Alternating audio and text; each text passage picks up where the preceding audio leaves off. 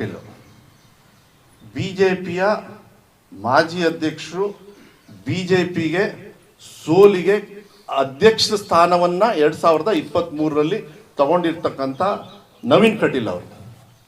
ನವೀನ್ ಕಟೀಲ್ ಅವರಿಗೆ ಹೇಳಲಿಕ್ಕೆ ಇಷ್ಟಪಡ್ತೀನಿ, ನಮ್ಮ ತಂದೆಯವರು ನಳಿನ್ ಕಟೀಲ್ ಏನೋ ಅಡ್ಜಸ್ಟ್ ಮಾಡ್ಕೊಂಡು ನೀವು 14 ಕರೆಕ್ಟ್ ಬರ್ಕೊಂಡು ಕಟೀಲ್ ಅವರು ಅವ್ರ ಹಣೆ ಬರಕ್ಕೆ ಬಂಗಾರಪ್ಪಾಜಿಯವ್ರು ಏನಾದರೂ ಬಿಜೆಪಿ ಸೇರ್ಲಿಲ್ಲ ಅಂದಿದ್ರೆ ಇವ್ರು ಯಾರು ಅಡ್ರೆಸ್ಸಿಗೆ ಇರ್ತಿರ್ಲಿಲ್ಲ. ಇನ್ಕ್ಲೂಡಿಂಗ್ ನಳಿನ್ ಕಟೀಲ್ ಕೂಡ. ನೆನ್ಪಿಡ್ಕೊಳ್ಳಿ, ಇವತ್ತು ಕರಾವಳಿ ಭಾಗದಲ್ಲಿ ಸಾವಲ್ಲಿ ರಾಜಕಾರಣ ಮಾಡ್ತಾ ಇರೋರು ಯಾರು ಅಂದರೆ ನಳಿನ್ ಕಟೀಲ್. ಪ್ರವೀಣ್ ನೆಟ್ಟೂರಿನ ಸಾವಿಗೆ ಕಾರಣ ಬೇಕಾದಷ್ಟು ಇರ್ಬೋದು, ಅದು ಇನ್ವೆಸ್ಟಿಗೇಷನ್ ಮಾಡಿಕೊಳ್ಳಿ, ಅದು ಬೇರೆ ಪ್ರಶ್ನೆ. ಯಾಕೆಂದರೆ ಕಾನೂನು ಸತ್ತಿಲ್ಲ. ನಮ್ಮ ರಾಜ್ಯದಲ್ಲಿ, ನಮ್ಮ ದೇಶದಲ್ಲಿ ಕಾನೂನು ಇದೆ, ಅದೇ ರಕ್ಷಣೆ ನನಗೆ ಯಾವತ್ತೂ ಕೂಡ ನಿರಪರಾಧಿ ಎಲ್ಲ ಕೊಡೋದು ಅದೆಲ್ಲ ಅದೇ ಬಂಗಾರಪ್ಪ ಅವ್ರಿಗೆ ಕೊಟ್ಟಿರು.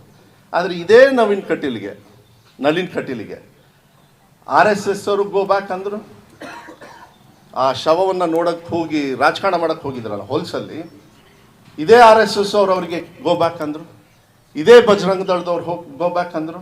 ಅವ್ರು ಟೈರ್ ಪಂಚರ್ ಮಾಡಿದವರು ಇದೇ BJP ಅವರ ಕಾರ್ಯಕರ್ತರು. ನಿಮಗೆ ನಾಚಿಕೆ ಮಾನ ಮರ್ಯಾದೆ ಇದ್ದರೆ ನೀವೇನು ರಿಸೈನ್ ಮಾಡೋದು ಬೇಡ. MP ಎಲೆಕ್ಷನ್ಗೆ ಈಗ ನಿಮಗೆ ಸೀಟ್ ಸಿಗಬೇಕು. ನಿಮಗೆ ನಾನೇ ಬರ್ತೀನಿ ಅಲ್ಲಿ. ಬಡವರಿಗೆ, ಹಿಂದುಳಿದವ್ರಿಗೆ, ಅಮಾಯಕರಿಗೆ ಇವತ್ತು ಸಾವಿಗೆ ಕಾರಣಕರ್ತರು ಯಾರು ಅಂತ ಹೇಳಿದ್ರೆ ನವೀನ್ ಕಟೀಲ್ ಅವರು. ಅವರ ಭಾಷಣ, ಅವರ ಭಾವನಾತ್ಮಕ ಭಾಷಣ ಅಂತಕ್ಕಂಥದ್ದನ್ನು ಈ ಸಂದರ್ಭದಲ್ಲಿ ಹೇಳ್ತೀನಿ. ಉದಾಹರಣೆ, ಪರೇಶ್ ಮೇಸ್ತಾ ಒಂದು ಚುನಾವಣೆಯನ್ನು ಗೆದ್ರು ಈ ಕರಾವಳಿ ಭಾಗದಲ್ಲಿ, ಇನ್ಕ್ಲೂಡಿಂಗ್ ಶಿವಮೊಗ್ಗ. ಪರೇಶ್ ಮೇಸ್ತಾ ಅವರ ಸಾವಲ್ಲಿ ಕೊನೆಗೆ ಏನಂತ ಬಂತದು? ಹಾಗಾದ್ರೆ ಇವ್ರಿಗೇನು ಮಾನ ಮರ್ಯಾದೆ ಇದೆಯಲ್ಲ? ಸಾವಲ್ಲೋಗಿ ಮತ ಕೇಳಿದ್ರಲ್ಲ ಇವರು.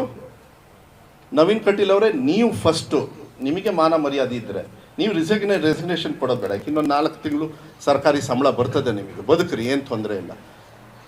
ಏನು ಅಭಿವೃದ್ಧಿ ಆಗಿದೆ ಅಂತ ಕೇಳಬೇಡ್ರಿ, ಎಲ್ಲಿ ಏನು ಹೊಡೆದಾಟ ಆಗಿದೆ ಅಂತ ಹೇಳ್ತಕ್ಕಂಥವ್ರು ಇವರೆಲ್ಲರೂ ಕೂಡ. ಲಾಸ್ಟ್ ಚುನಾವಣೆಯಲ್ಲಿ BJPಗೆ ಸೋಲಿಗೆ ಕಾರಣ ಆಗಿರ್ತಕ್ಕಂಥವ್ರು ನಳಿನ್ ಕಟೀಲ್ರೆ ನೀವು. ನಾವು ನಿಮ್ಮನ್ನು ಸೇರಿಸಿ ಸೋಲಿಸಿದ್ದೀವಿ.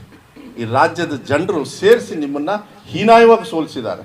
ನಿಮ್ಮ ಹಣೆ ಬರೋಕ್ಕೆ ನಿಮ್ಮನ್ನಾಗಲಿ ಮಾಜಿ ಯಾರ್ಯಾರು ಅಧ್ಯಕ್ಷರಿದ್ದರು, ನೀವು ಯಾವತ್ತೂ ಕೂಡ ಪ್ರಜಾಪ್ರಭುತ್ವದಲ್ಲಿ 100 ಮೇಲೆ ಬಂದವರು ಅಲ್ಲೇ ಅಲ್ಲ. ನೀವು 113 ಸ್ವಂತ ಶಕ್ತಿ ಮೇಲೆ ತಗೊಂಡವ್ರು ಅಲ್ಲೇ ಅಲ್ಲ. ಜನರಲ್ ಎಲೆಕ್ಷನ್ನಲ್ಲಿ ವ್ಯಾವಹಾರಿಕವಾಗಿ ಬಂದ್ರಿ, ವ್ಯಾವಹಾರಿಕವಾಗಿ ಸೋತ್ರಿ. ಇವತ್ತು ಕೂಡ ಈ ರಾಜ್ಯವನ್ನು ಬರ್ಬಾದ್ ಮಾಡಿರೋದು ಇವತ್ತು ನಳಿನ್ ಕಟೀಲು ಮತ್ತು ಅವರ ಮುಖ್ಯಮಂತ್ರಿಗಳಾಗಿರ್ತಕ್ಕಂಥವ್ರು ಯಾರ್ಯಾರಿದ್ದಾರೆ ಅವರು. ಅನುಕ್ಷಣದ ಸುದ್ದಿಗಳಿಗಾಗಿ ವಿಸ್ತಾರ ನ್ಯೂಸ್ ಯೂಟ್ಯೂಬ್ ಚಾನೆಲ್ ಸಬ್ಸ್ಕ್ರೈಬ್ ಮಾಡಿ.